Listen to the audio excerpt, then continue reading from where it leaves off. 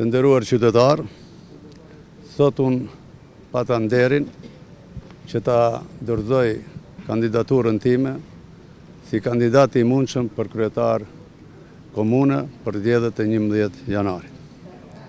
Për këtë, unë jam shumë mirënjohës nga gjithë qytetarët e qytetit të Gostivarit. Pa dallim se kuj partije politike i takojnë, pa dallim kuj nacionalitetit i takojnë, që na japin mbështetjen për të mirën e qytetit të Gostivarit. Po ashtu, një falenderim të madh liderëve të Vlenit për mbështetjen që ma japin për të mirën e qytetit të Gostivarit, për shkak se për 8 vjet të shkuar, qyteti i Gostivarit është shkatruar. Dhe me këtë mbështetje që ma japin liderët e Velenit, do të ndërpresim shkatrimin e qytetit të Gostivarit.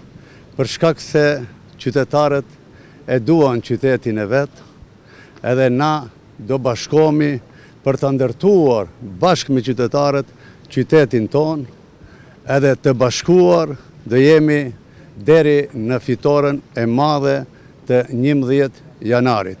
Këtë e bëjmë për të mirën e gjithë qytetarëve të Gostivarit, edhe qyteti i Gostivarit ta marrë pamjen që i takon si qytet.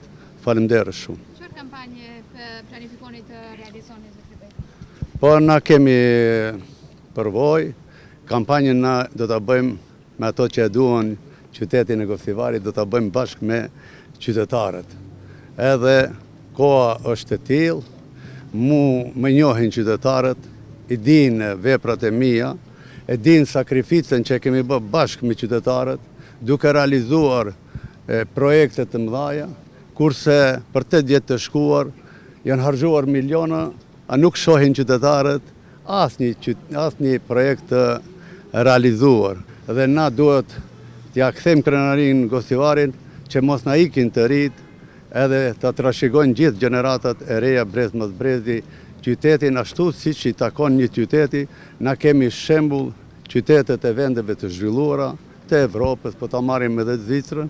Ato qytete kanë shkuar përpara kur kanë ardhur kryetarë të cilët kanë punuar për të mirën e qytetit dhe për të mirën e qytetarëve të qytetit të vet.